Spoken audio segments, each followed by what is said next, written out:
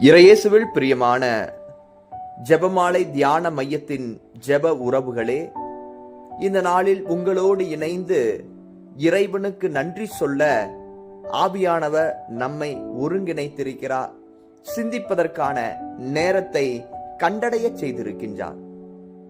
ஆண்டவருக்கும் அன்னை மரியாவுக்கும் நமது நன்றிகளை சமர்ப்பிப்போம். விவிலியத்தில் உள்ள 73 புத்தகத்திலே மையப்பகுதியாக மைய இறைவார்த்தையாக இருப்பது திருப்பாடல் 118 இறைவார்த்தை 8. மனிதர்கள் மீது நம்பிக்கை வைப்பதை விட ஆண்டவிடம் தஞ்சம் புகுதே நலம்.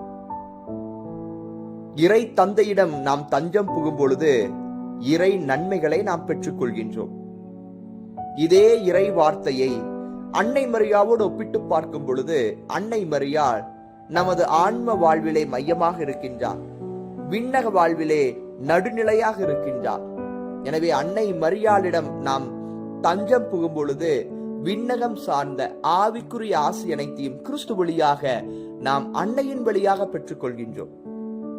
எனவேதான் நமது கத்தோலிக்க பாரம்பரியத்திலே அன்னை மரியாவை புகழ்ந்து பாடுகின்ற இந்த பாடலானது நாம் ஜெபித்துக் கொண்டிருப்போம்.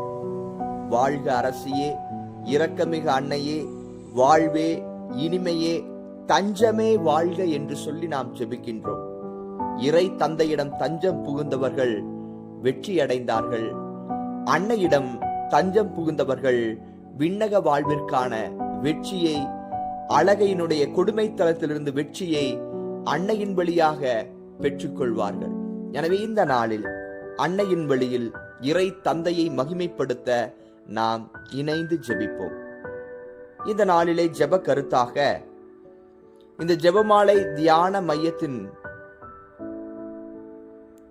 நல்ல உறவுகளை, ஆன்மாக்களின் உறவுகளை ஆண்டவர் ஏற்படுத்தி தர வேண்டும் என்று, ஒவ்வொரு ஆன்மாக்களும் ஆண்டவரால் தொடப்பட வேண்டும் என்றும், அன்னையை நோக்கி அவர்கள் வர வேண்டும் என்று சொல்லி சிறப்பாக நமது ஜெபத்தை அர்ப்பணிப்போம்.